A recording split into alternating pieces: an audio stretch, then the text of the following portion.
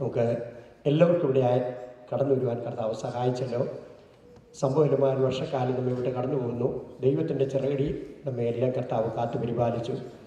ഈ വർഷത്തെ HPF ചുമതല വഹിക്കുന്ന കർത്താവിൻ്റെ ദാസന്മാർ pastor John Thomas, George Jacob, അതുപോലെ CG ഡാനിയൽ, സോങ് കോർഡിനേറ്ററായിരിക്കുന്ന KC ജേക്കബ്, അവർക്കെല്ലാമായിട്ടും അവരുടെ ഉത്തരവാദിത്വം വളരെ നന്നായി ചെയ്യുന്ന ദൈവമക്കൾക്കായിട്ടും കർത്താവിൻ്റെ ദാസനായിട്ടും കർത്താവിന് നമുക്ക് സ്തോത്രം ചെയ്യാം. Price the Lord.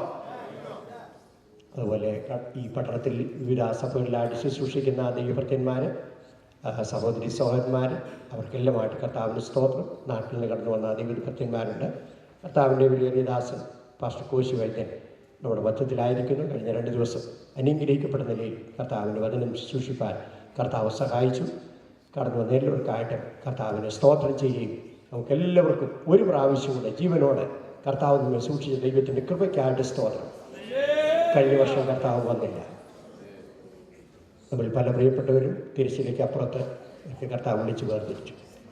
എന്നാൽ നമുക്ക് ജീവനുള്ളവരുടെ ദേശത്ത് ഒരു പ്രാവശ്യം കൂടെ നടന്നു വന്ന് ദൈവത്തെ ആരാധിപ്പാൻ, ദൈവത്തിൻ്റെ കൃപയെക്കുറിച്ച് ഓർക്കുവാൻ, ദൈവം ചെയ്ത നന്മകൾക്ക് ഒത്തവണ്ണം യഹോവയെ അവൻ്റെ നന്മയെ ചൊല്ലിയും മനുഷ്യപുത്രന്മാർ ചെയ്ത അത്ഭുതങ്ങളെ ചൊല്ലിയും അവനെ സ്തുതിക്കട്ടെന്ന് ഓർത്ത് ദൈവത്തിന് സ്തോത്രം ചെയ്യുവാൻ, അവൻ്റെ ദയ നമ്മോട് എത്ര വലിയതായിരുന്നു എന്ന് ഓർത്ത് ദൈവത്തിന് സ്തോത്രം ചെയ്യുവാൻ ഇടയാക്കുന്ന നല്ല അവസരത്തിനാണ് സ്തോത്രം.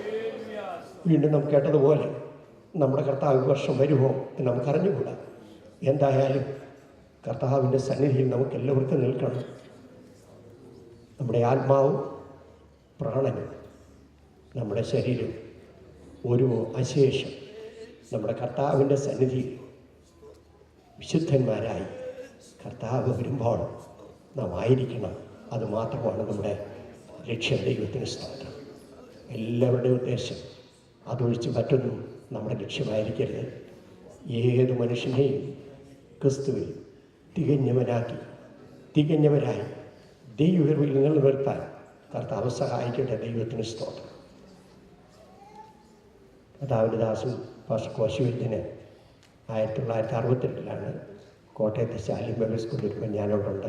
ആദ്യമായിട്ട് അദ്ദേഹം യാക്കോബക്കാരനായിട്ടാണ് വന്നത്. അന്ന് മുതൽ കർത്താവിൻ്റെ ദാസനെ എനിക്കറിയാം. കഴിഞ്ഞ 7 വർഷങ്ങൾ ഞങ്ങളൊക്കെ കർത്താവിൻ്റെ കൃപയിൽ ആശ്രയിച്ച് നിൽപ്പാൻ കർത്താവിൻ്റെ വേലയിൽ കഴിഞ്ഞ 52 വർഷം കർത്താവിനെ സൂക്ഷിച്ചു. ദൈവത്തിൻ്റെ കൃപയ്ക്കായിട്ട് ഞാൻ സ്തോത്രം ചെയ്യുന്നു. ഈ പട്ടണത്തിൽ കഴിഞ്ഞ 31-32 വർഷമായി കർത്താവിൻ്റെ ശുശ്രൂഷയിലായിരിക്കാൻ കർത്താവ് സഹായിക്കുന്നു. ദൈവത്തിൻ്റെ മക്കൾക്കായിട്ടും എല്ലാ ദൈവത്തിൻ്റെ നന്മകളെ ഓർത്ത് ദൈവത്തിന് സ്തോത്രം ചെയ്യുവാനിടയാകട്ടെ. കർത്താവിൻ്റെ ദാസന്മാരും വിവിധ സഭകളിലായിരിക്കുന്ന എല്ലാവരും ഒരുമിച്ച് ഈ HPവിലായിരിക്കുമ്പോൾ നമുക്ക് ഒരുമിച്ച് എല്ലാവർക്കും നടന്നു വരാൻ സാവകാശം ലഭിക്കുന്നില്ലെങ്കിലും ദൈവദാസന്മാർക്കും സഭകൾക്കും ഒരുമിച്ച് ഒരു റൂഫിൻ്റെ കീഴിൽ ദൈവത്തെ ആരാധിക്കാൻ തരുന്ന നല്ല അവസരത്തിനാണ് നമുക്ക് സ്തോത്രം ചെയ്യാം. കർത്താവ് സഹായിക്കട്ടെ. ദൈവത്തിന് സ്തോത്രം. എന്നെപ്പോഴും ഓർക്കുന്ന ഒരു കാര്യം, ആരാധനയിൽ നമ്മളെപ്പോഴും പ്രാർത്ഥിക്കുന്ന വിഷയമാണ്. നിങ്ങളുടെ ശരീരങ്ങളെ ജീവനും വിശുദ്ധിയും ദൈവത്തിന് പ്രസാദമുള്ള യാഗമായിട്ട് സമർപ്പിക്കണം. ദൈവത്തിന് സ്തോത്രം. നമ്മുടെ ആരാധനയിൽ നമ്മൾ ഓർക്കുന്നത് സമ്പൂർണ്ണമായി കർത്താവിനെ സ്നേഹിപ്പാൻ, കർത്താവിനെ സേവിപ്പാൻ കർത്താവ് തരുന്നത് എത്ര ഭാഗ്യമാണ്. കർത്താവ് എന്നോട് ചോദിച്ചപ്പോൾ 2 കൽപ്പനയാണ് പറഞ്ഞത്. അതിലൊന്ന് ദൈവത്തോടുള്ള ബന്ധത്തിൽ പറഞ്ഞത്, നിങ്ങളുടെ ദൈവമായ യഹോവയെ പൂർണ്ണ മനസ്സോടും പൂർണ്ണ ശക്തിയോടും പൂർണ്ണ ആത്മാവോടും സേവിക്കണം. ദൈവത്തിന് സ്തോത്രം. നമ്മുടെ പകൽക്കാലം ഇവിടെ ആയിരിക്കുമ്പോൾ നമ്മുടെ ഹൃദയം അനേക വികാരങ്ങൾ, അനേക വിചാരങ്ങൾ, അനേക ചിന്തകൾ, അനേക കാര്യങ്ങളൊക്കെ ആയിരിക്കും പോകാൻ സാധ്യതയുണ്ട്. എന്നാൽ അതിൻ്റെ നടുവിൽ ഈ ആരാധനയിൽ നടക്കുന്ന ഒരു കാര്യമാണ് ഞാൻ ഓർത്തത്. ദൈവത്തിന് സ്തോത്രം.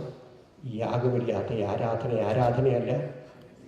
അതുപോലെ തന്നെ മൃഗങ്ങളിലല്ല, വസ്തുക്കളെ കൊണ്ടല്ല, നിങ്ങളുടെ ശരീരങ്ങളെ, നിങ്ങളുടെ മനസ്സിനെ ദൈവസന്നിധിയിൽ അർപ്പിച്ച്, ദൈവസന്നിധിയിൽ സമർപ്പിച്ച് ആരാധിച്ചുകൊണ്ടിരിക്കുമ്പോൾ അവിടെ നടക്കേണ്ടത് അനുകരണമല്ല, രൂപാന്തരമാണ്. Praise the lord. അനുകരണമല്ല, അഭിനയവും അനുകരണവും നിറഞ്ഞ ലോകത്തിൽ അനുഭവമുള്ളവരായി, ആത്മാവിൽ ആരാധിക്കുന്നവരായി, ദൈവത്തെ നമസ്കരിപ്പാൻ സത്യനമസ്കാരികളായി പിതാവിൻ്റെ സത്യത്തിലും ആത്മാവിലും ആരാധിച്ചു കൊണ്ടിരിക്കുമ്പോൾ ദൈവത്തിൻ്റെ കൃപയുടെ മഹത്വം നമ്മുടെ മധ്യത്തിൽ വീഴുവാൻ കർത്താവ് ഇടയാക്കട്ടെ. ദൈവത്തിന് സ്തോത്രം. ഞാൻ എപ്പോഴും ആരാധനയെക്കുറിച്ച് ഓർക്കുമ്പോൾ ഒരു കാര്യം, നമ്മുടെ എല്ലാം ചിന്ത പോകുന്നത് യെശയ്യാവിനുണ്ട ആ ആരാധനയാണ്. അവന് ഒത്തിരി മുൻവിധിയോട്, അവൻ്റെ സ്വന്തമായിട്ടുള്ള ചിന്തകളോട് ഒക്കെ കടന്നു വന്ന ആ സമയത്ത് 1 മുതൽ 5 വരെയുള്ള അധ്യായം വായിച്ചാൽ നമുക്ക് കാണാൻ കഴിയുന്ന ഒരു കാര്യം, അവനൊരു നീതിമാനാണ്, മറ്റുള്ളവരിൽ നിന്ന് നീതി കെട്ടവരാണ്, എന്നാൽ ദേശം മുഴുവൻ പാപത്തിലാണെന്നൊക്കെ പറയുമ്പോൾ യെശയ്യാവ് കണ്ടത് മറ്റൊന്നുമല്ല, ഉയർന്നും പൊങ്ങിയുള്ള സിംഹാസനത്തിൽ സൈന്യങ്ങളുടെ ദൈവമായ യഹോവ ഇരിക്കുന്നത് കണ്ടപ്പോൾ കർത്താവ് ദൈവമേ കാണാതെ വണ്ണം, ദൈവത്തെ കാണാതെ വണ്ണം നമുക്കെല്ലാം ഒരുപാട് ചിന്തകളും ഒരുപാട് ഉയർച്ചകളും. യെശയ്യാവിനോട് ചോദിച്ചാൽ പറയും, ഔസിയ രാജാവുണ്ടല്ലോ 52 വർഷം ഈ രാജ്യത്ത് ഭരിച്ചതാണ്.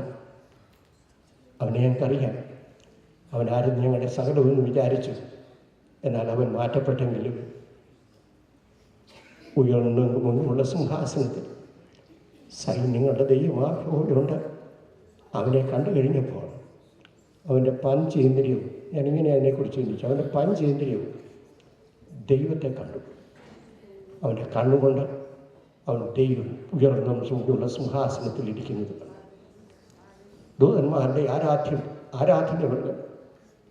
മാത്രമല്ല, ആലയം പുക കൊണ്ട് നിറഞ്ഞിരുന്നപ്പോൾ കേവലമായിട്ടുള്ള വസ്തുക്കളെ കൊണ്ടല്ല, ആ ധൂപപീഠത്തിൽ നിന്നുയർന്ന ആ പ്രാർത്ഥനയുടെയും ആ പുക ആ മൂക്കിലേക്ക് കടന്നു വന്നപ്പോൾ ദുർഗന്ധമുള്ള ലോകത്തിൽ ദൈവയിൽ ആശ്രയിച്ച് ആ ഉയർന്ന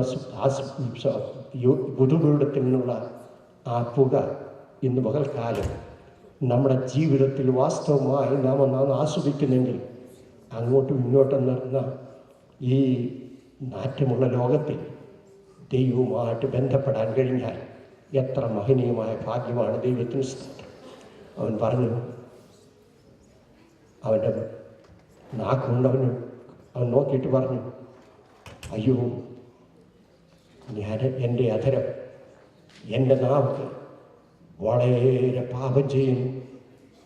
അധരം ശുദ്ധിയില്ലാത്ത ഒരു അധരമുള്ള ഞാൻ അവൻ്റെ നാക്കുകൊണ്ട് അവൻ എടുത്തു പറഞ്ഞു. മാത്രമല്ല, അവൻ്റെ ചെവിയിൽ അവൻ കേട്ട ഒരു വാക്ക് മറ്റൊന്നുമല്ല, ഞാൻ ആരെ അയക്കേണ്ടു, ആരെനിക്ക് വേണ്ടി പോകുമെന്ന് ചോദിക്കുന്ന ചോദ്യത്തിൻ്റെ മുമ്പിൽ അവിടെ കണ്ട യാഗപീഠത്തിൽ നിന്ന് കൊടിലുകൊണ്ട് കനലെടുത്ത് അവൻ്റെ വായിക്കൊന്ന് തൊട്ട് കഴിഞ്ഞപ്പോൾ, അവൻ്റെ നാക്കിലൊന്ന് തൊട്ട് കഴിഞ്ഞപ്പോൾ പൂർണ്ണമായി രൂപാന്തരം പ്രാപിച്ചതുപോലെ ദൈവമക്കളെ നമ്മുടെ ആരാധനയിൽ, നമ്മുടെ വ്യക്തി ജീവിതത്തിൽ അത് നമ്മൾ ചിന്തിക്കും 2 മണിക്കൂർ ഇവിടെ വന്നിരിക്കുമ്പോൾ മാത്രമാണെന്ന്. പൗലോസ് വിളിച്ചു പറഞ്ഞ അങ്ങനെയല്ല. നമ്മുടെ പിതാക്കന്മാരൊക്കെ രാപ്പകൽ ദൈവത്തെ സത്യത്തിൽ ആരാധിച്ചെങ്കിൽ 7 ദിവസവും ദൈവാരാധനയുണ്ട്, 365 ദിവസവും ദൈവാരാധനയുണ്ട്. ദൈവവുമായി ബന്ധപ്പെട്ട് എൻ്റെ അധരം, എൻ്റെ മൂക്ക്, എൻ്റെ നാക്ക്, എൻ്റെ ചെവി, എൻ്റെ കണ്ണ് മാത്രമല്ല, അവിടെ വന്നപ്പോഴാണ് ആ സ്പർശനം അവൻ്റെ ജീവിതത്തിൽ വാസ്തവമായിട്ട് കണ്ടത്. അവിടെയാണ് രൂപാന്തരമെങ്കിൽ ഇന്ന് പകൽക്കാലം ഇവിടെ ഇരിക്കുന്ന ദൈവമക്കളെ അവൻ വിളിച്ചു പറഞ്ഞത് മറ്റൊന്നുമല്ല, ഓ ലോ ആൻഡ് ഗോ. ഇതാ ഞാനത് ഞാൻ ശുദ്ധിയില്ലാത്ത അധരങ്ങളുള്ള ഒരു മനുഷ്യൻ, അയ്യോ എനിക്കയ്യോ കഷ്ടം. മാത്രമല്ല, ആ നാക്കിൽ തീക്കനൽ കൊണ്ട് തൊട്ട് കഴിഞ്ഞപ്പോൾ അവൻ പൂർണ്ണമായി രൂപാന്തരപ്പെട്ടെങ്കിൽ ദൈവത്തിന് സ്തോത്രം. അവൻ്റെ ജീവിതത്തിലുണ്ടായ കമ്മീഷൻ്റെ മുമ്പിൽ തന്നെത്താൻ പൂർണ്ണമായി സമർപ്പിച്ചതുപോലെ ഇന്ന് പകൽക്കാലം ദൈവത്തെ ആരാധിപ്പാൻ, ദൈവത്തിൻ്റെ കൃപയിൽ ആരാധിപ്പാൻ, ശക്തിയോടെ ദൈവത്തെ ആരാധിപ്പാൻ, ദൈവത്തിൻ്റെ കൃപയിൽ നിറഞ്ഞ് ആരാധിക്കുവാൻ ഒരു രൂപാന്തര അനുഭവത്തിലൂടെ ഒന്ന് കടന്നു പോകണം. ആരാധനയ്ക്ക് കടന്നു വന്ന ആരും ഒന്നുകിൽ കയ്യിനെ പോലെ മുഖം വാടിപ്പോകും, ഇല്ലെങ്കിൽ ഒറ്റയാകമേ കഴിച്ചുള്ളെങ്കിലും ഹാബേലിനെ പോലെ ദൈവത്തിന് പ്രസാദമായിട്ട് കടന്നു പോകും. കർത്താവ് അനുഗ്രഹിക്കട്ടെ. ദൈവത്തിന് സ്തോത്രം. പറഞ്ഞു തീരാത്ത ദാനങ്ങൾക്കായിട്ട് സ്തോത്രം ചെയ്യുന്നു.